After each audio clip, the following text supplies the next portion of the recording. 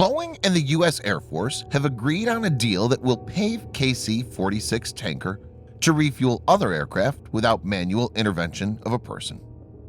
Boeing has agreed to fix the KC-46's troubled remote vision system, or RVS, by creating an overhauled RVS 2.0 with new hardware and software.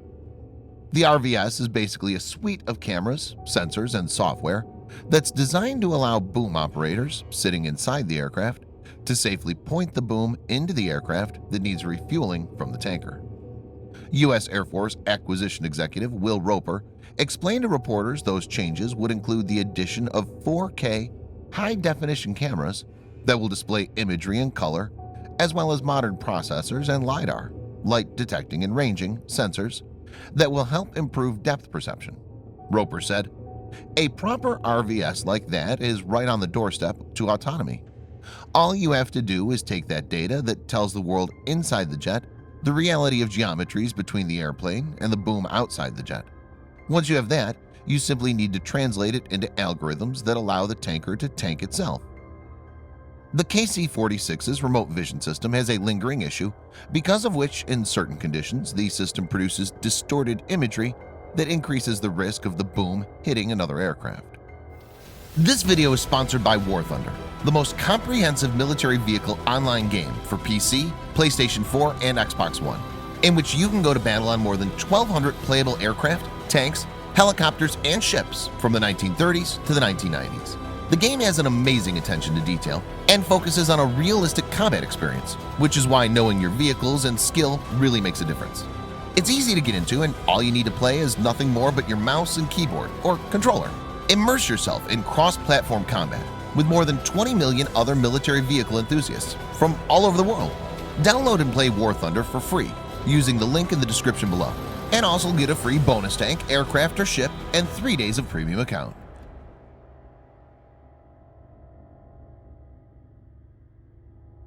The U.S. Air Force sent 2 F-35A Joint Strike Fighters to an undisclosed location in the Middle East earlier this year, but the U.S. military publicized the flight only on April 20th.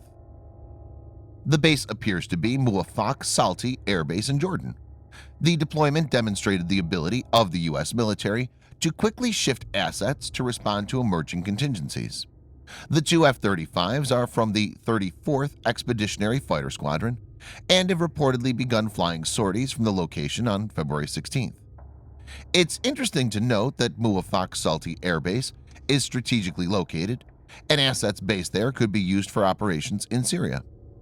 The base came under attack from Iranian-backed militias and Russian forces in the past.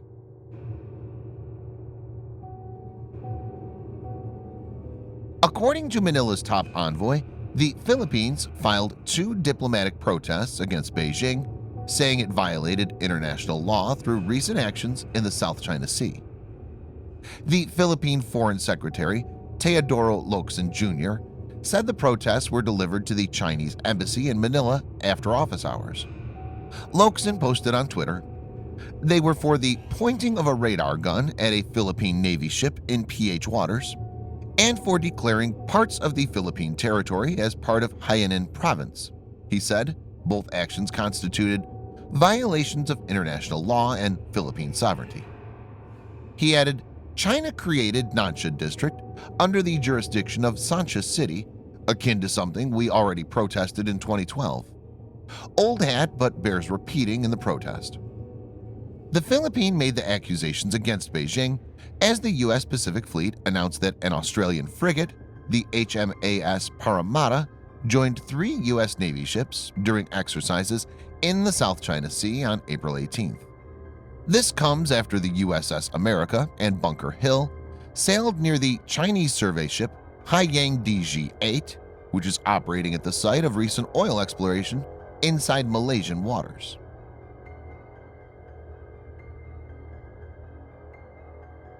A new model developed by Indian researchers could remove positioning errors in GPS, GNSS-based positioning and navigation systems.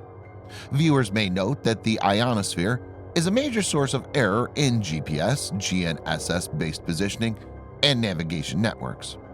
Currently, there is no reliable model that predicts the electron density of the ionosphere, and hence navigation errors remain that eventually create technological hurdles.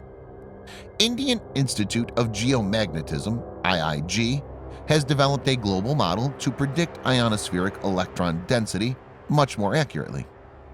Named as an Artificial Neural Networks-based Global Ionospheric Model (ANNIM), the development uses long-term ionospheric observations to predict electron density and peak parameters of the ionized part of the Earth's upper atmosphere, between 46 and 621 miles above the surface.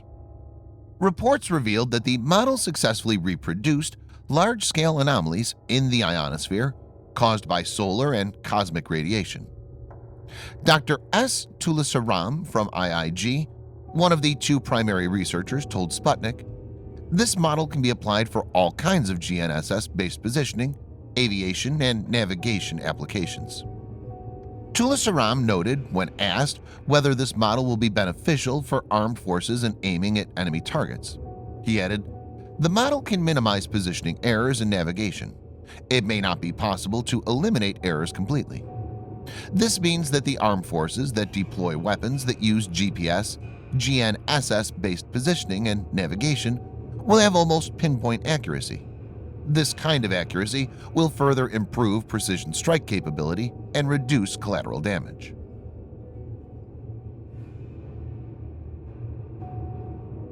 After ending its 16-year permanent bomber presence in Guam, the U.S. Air Force this week flew a B1B Lancer to the Pacific. This is part of the new unpredictable deployment experiment to test crew readiness and keep rivals, especially China, guessing. The B-1 from the 28th Bomb Wing at Ellsworth Air Force Base, South Dakota, flew a 30-hour round-trip flight to Japan. Not only this, it operated alongside 6 U.S. Air Force F-16 Flying Falcons, 7 Japan Air Self-Defense Force F-2s, and 8 JASDF F-15s over Droughton Range near Misawa, Pacific Air Forces. General Charles C.Q. Brown, Jr., head of Pacific Air Forces and U.S. Indo-Pacific Command, said, "This operation showcases our unwavering commitment to the security and stability of the Indo-Pacific region through the employment of strategic forces from around the globe." Brown said, "Like the advancements of our agile combat employment concept of operations, we continue to innovate and adapt our approach to include how we deploy and employ the various weapon systems we integrate with our allies and partners. Bringing the B-1 into theater ensures our bilateral interoperability accounts for any combination of flying operations to prepare for and outpace the rapidly growing threats in the Indo-Pacific region."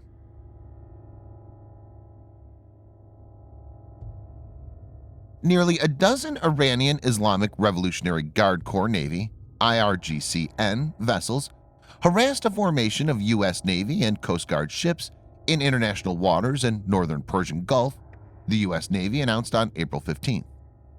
The U.S. Navy statement read, "11 Iranian vessels repeatedly conducted dangerous and harassing approaches of the USS Louis B. Puller, ESB-3, USS Paul Hamilton, DDG-60, USS Firebolt, PC-10, USS Sirocco, PC-6, USCGC Wrangel, WPB-1332, and USCGC Maui, WPB-1304, while the U.S. vessels were conducting joint integration operations with U.S. Army AH-64E Apache attack helicopters in the international waters of the North Arabian Gulf. The IRCGN vessels repeatedly crossed the bows and sterns of the U.S. vessels at extremely close range and high speeds, including multiple crossings of the Puller with a 50-yard closest point of approach (CPA) and within 10 yards of Maui's bow. U.S. President Trump has announced new instructions to the U.S. Navy via tweet on April 22, 2020, to deal with this kind of situation. Trump's tweet said, "I have instructed the United States Navy to shoot down and destroy any and all Iranian gunboats if they harass our ships at sea." The exact new rules of engagement for American warships was not revealed. Thanks for watching. Subscribe for more videos like this. Hit the like button if you find the video interesting, and kindly provide your feedback in the comment section. This will help us improve.